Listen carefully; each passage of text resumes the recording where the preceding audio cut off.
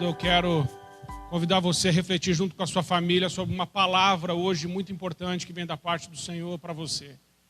E se você está aí junto com a sua família, chama seus filhos.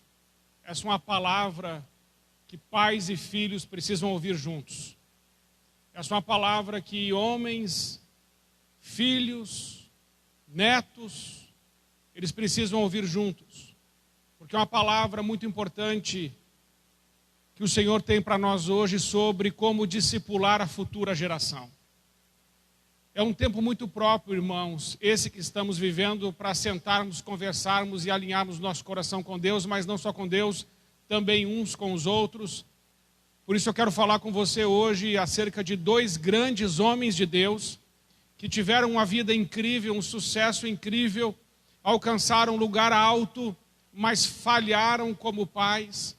Eles falharam na sua missão como pai, como sacerdote da sua casa. Eles conquistaram grandes coisas, mas como pai falharam. E eu quero falar com você sobre o rei Ezequias e o profeta Samuel. Rei Ezequias e profeta Samuel são grandes homens de Deus. O rei Ezequias, ele foi muito diferente do seu pai, o Acás, rei Acás. O rei Acás foi um homem perverso, um idólatra, um assassino. O rei Acás assassinou os seus próprios filhos, matando eles nos altares pagãos, ofertando eles no fogo. O rei Acás foi um homem perverso, idólatra, que trouxe o sincretismo religioso para dentro de Israel. Portanto, o rei Acás passou um péssimo ensinamento e deixou um terrível legado. Porém, seu filho Ezequias não copiou o exemplo do seu pai. Ele tinha um péssimo exemplo dentro de casa. Mas Ezequias rompeu com a sua tradição familiar e não deixou que a herança familiar o dominasse, mas preferiu e escolheu fazer a vontade de Deus. Apesar de ter um péssimo exemplo dentro de casa, o rei Ezequias escolheu andar, caminhar nos retos caminhos do Senhor. O seu pai foi Acás, um homem ímpio, idólatra, perverso, assassino. Ele substituiu o altar da casa de Deus pelo altar de um templo pagão. Ele misturou a fé com o paganismo. Ezequias não tinha um bom exemplo dentro de casa, mas Ezequias também não tinha um bom exemplo fora de casa. Porque fora de casa, lá no Reino do Norte, os irmãos nortistas que estavam no norte, eles estavam transgredindo a lei de Deus. E é ali que o rei da Síria vem e os leva em cativeiro, porque eles estavam vendidos ao pecado. Assim também a nossa sociedade hoje está vendida ao pecado. A verdade está sendo escarnecida, a família está sendo bombardeada, o casamento está sendo ridicularizado, a honestidade está se tornando um valor em extinção, a pureza moral está desaparecendo, a piedade está sendo desprezada. Porém, Ezequias foi um homem que andou com Deus. Ele quebrou os ídolos, a serpente de bronze que Moisés havia erguido no deserto, se tornou um ídolo, mas Ezequias quebrou esse ídolo do meio do povo. Isso está em 2 Reis 18:14. Ezequias tirou toda a imundícia da casa de Deus, todo o sincretismo religioso, foi Ezequias quem tirou. Ezequias abriu a casa de Deus, porque o seu pai, o rei Acás, havia fechado. Ezequias santificou os obreiros da casa de Deus, ele restaurou os dízimos na casa de Deus, e ele celebrou a Páscoa e reuniu as famílias. Porém, sabemos que Deus manda Isaías falar com ele, e isso está em 2 Reis, capítulo 20, versículos de 1 a 3, que diz assim: naqueles dias adoeceu Ezequias mortalmente, e o profeta Isaías, filho de Amós, veio a ele e lhe disse: assim diz o Senhor, põe em ordem a tua casa, porque morrerás e não viverás. Então virou o rosto para a parede e orou ao Senhor, dizendo: ah, Senhor, suplico-te lembrar que andei diante de ti em verdade, com o coração perfeito, e fiz o que era bom aos teus olhos. E chorou Ezequias muitíssimo. porque Ezequias desejava viver ardentemente. Amados, nós não sabemos o nosso dia nem a nossa hora, mas Ezequias estava com a morte marcada. E diante dessa possibilidade e dessa realidade da morte, ele chora e implora pela vida. Você está vivo. E o tempo de você fazer a diferença na sua casa, na sua família e na nossa sociedade é hoje e é agora. Ame a sua vida. Não despreze a sua vida. Não despreze o seu tempo. Ezequias chora e perde a misericórdia de Deus. Mas Deus diz a ele: põe em ordem a tua casa. E nós vamos ver que então Deus atende a oração de Ezequias, mandando o profeta Isaías voltar e dizer que o pedido dele foi atendido. Então ele tem mais 15 anos de vida. No terceiro ano desses 15 anos, ele tem um filho, e o filho é chamado Manassés. Manassés foi o pior rei que Israel já teve. Ezequias teve exato 12 anos com este filho. E nesses 12 anos, ele não discipulou o seu filho Manassés. Ezequias era um homem de Deus, mas ele não cuidou do seu filho. Ezequias, ele fez uma grande obra para Deus, mas Ezequias não discipulou o seu filho.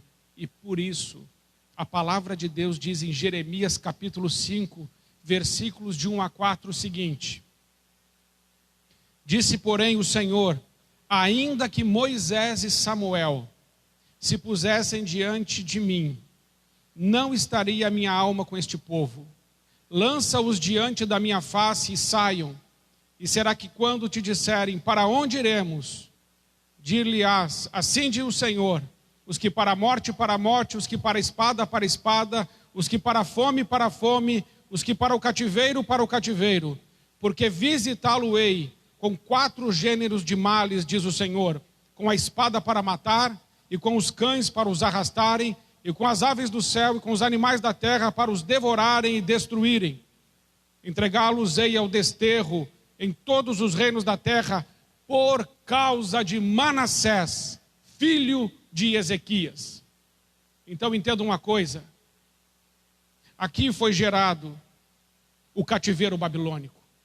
O cativeiro babilônico foi gerado na casa de Ezequias porque não discipulou o seu filho Manassés. O pior rei que Israel já teve. Ele fez tudo o que o seu avô, o rei Acaz, havia feito e fez ainda pior. O que adiantou Ezequias ser um homem de Deus se o seu filho foi pior do que o seu avô?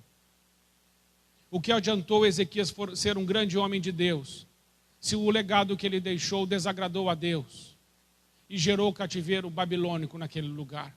Porque Deus é muito claro, ele diz: por causa de Manassés, filho de Ezequias, rei de Judá, e por tudo quanto fez em Jerusalém, Deus detestou toda a obra de Manassés. Põe em ordem a tua casa. Davi ganhou o mundo, mas Davi perdeu a sua família. Noé ganhou a sua família, mas perdeu o mundo. Ezequias ganhou uma segunda chance e ele perdeu o seu filho. Quando o sucesso termina em você, você foi um fracasso. Se os seus filhos fracassarem, você fracassou. O sucesso está na sucessão. Ezequias fracassou em relação ao seu legado. Mas não só ele. Samuel também. Samuel teve um ministério imaculado, sem nenhuma mancha. É o que diz 1 Samuel 2, 12 de 2 a 5, que diz assim: eu já envelheci e encaneci, e eis que os meus filhos estão convosco, e tenho andado diante de vós desde a minha mocidade até o dia de hoje. Eis-me aqui, testificai contra mim perante o Senhor e perante o seu ungido, a quem o boi tomei, a quem o jumento tomei, a quem defraudei, a quem tenho oprimido, e de cuja mão tenho recebido suborno, e com ele encobri os meus olhos, e vou-lo restituirei. E disseram: em nada nos defraudaste, nem nos oprimiste, nem recebeste alguma coisa da mão de ninguém. E ele lhes disse: o Senhor seja testemunha contra vós, e o seu ungido seja hoje testemunha, que nada tendes achado na minha mão. E disse o povo, ele é testemunha. O que Samuel está dizendo é o seguinte: eu estou velho, eu terminei a minha obra, eu terminei o meu trabalho. Alguém de vocês tem alguma coisa para me acusar? Eu tomei o boi de alguém, o jumento de alguém, eu aceitei o suborno de alguém? E o povo disse, não, Samuel, nada temos contra você e de nada podemos te acusar. O seu ministério, em todos esses anos, foi imaculado. Porém, irmãos, está escrito em Samuel, 1 Samuel 8, de 1 a 5. E sucedeu que Samuel, envelhecido, constituiu a seus filhos por juízes sobre Israel. E o nome do seu filho primogênito era Joel, e o nome do seu segundo era Abia, e foram juízes em Berseba. Porém seus filhos não andaram pelos caminhos dele, antes se inclinaram à avareza, aceitaram o suborno, perverteram o direito. Então todos os anciãos de Israel, preste atenção nisso, todos os anciãos de Israel se congregaram e vieram a Samuel e a Ramá e disseram-lhe, eis que já está velho e teus filhos não andam pelos teus caminhos. Constitui-nos, pois, agora um rei sobre nós, para que ele nos julgue, como também tem todas as nações. Se o cativeiro babilônico foi gerado na casa de Ezequias, a monarquia foi gerada na casa de Samuel. Porque Samuel não discipulou os seus filhos. E os seus filhos, sim, assentaram o suborno, foram avarentos e se desviaram da lei de Deus. Do que adianta, irmãos, alcançarmos o sucesso e vermos a nossa família ser destruída? Do que adianta termos um ministério imaculado, mas os nossos filhos se perderem? Este é um tempo que estamos confinados na nossa casa para conversar com os nossos filhos, para ouvi-los o coração, para ensiná-los os caminhos do Senhor, como está escrito em Deuteronômio capítulo 6, versículos de 4 a 9, que diz, ouve Israel, o Senhor, o nosso Deus, é o único Senhor. Amará, pois, o Senhor, o teu Deus, de todo o teu coração, de toda a tua alma, de todas as tuas forças, e essas palavras que hoje te ordeno estarão no teu coração, e as ensinarás a teus filhos. As ensinarás a teus filhos. Quem ensina os teus filhos é você, não é a igreja, não é o pastor, não é a escola dominical. É você, pai, é você, mãe. Quem dá exemplo é você, quem põe limite é você, quem diz o que pode e o que não pode é você, quem determina os limites é você. Não espere que outra pessoa faça isso. A palavra de hoje é para você, pai e mãe, que tem filhos, que você ainda pode educá-los. Eduque-os na disciplina do Senhor, no caminho do Senhor. Porque senão toda a alegria que você tem hoje, você poderá perdê-la. Lembre-se que o sucesso está na sucessão.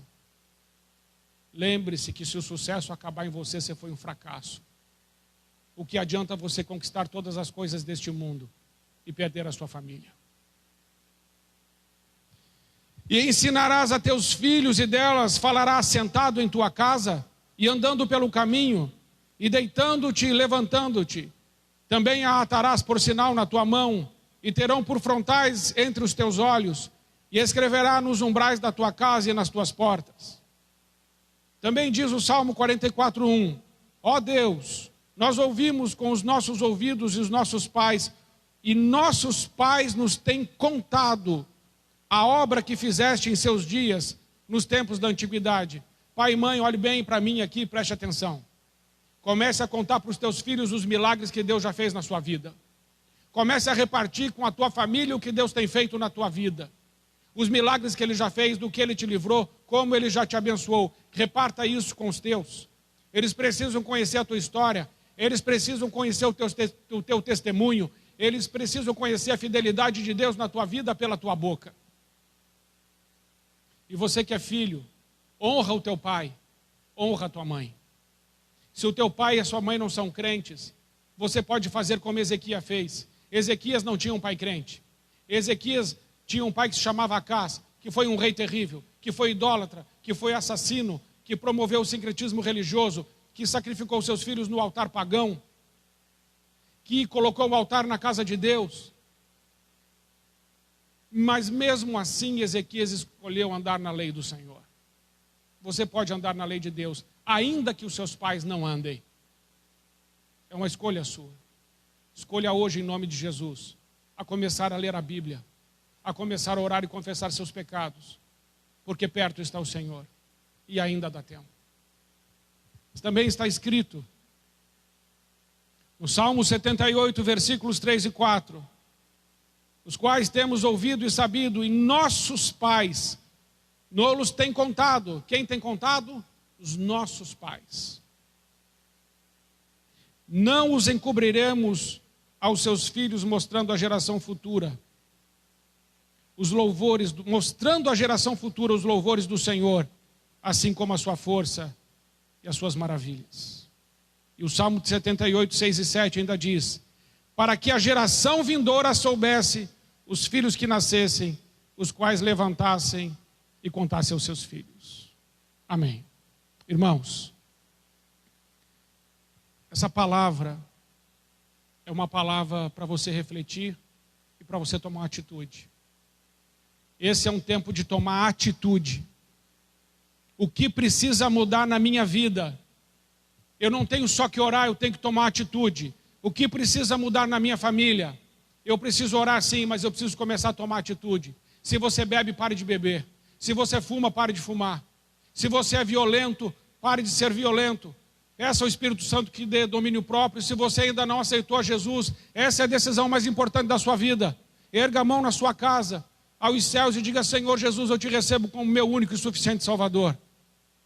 Porque se você entregar a sua vida a Jesus, os teus caminhos serão outros. Pai e mãe, abençoe seus filhos. Ensine-os no caminho que eles devem andar. Ainda dá tempo. E se você não conhece o Senhor, procure conhecê-lo. O Espírito Santo pode te ensinar, peça para Ele. Assim, irmãos, esta foi a mensagem de hoje. Ponha em ordem a tua casa. Que Deus te abençoe.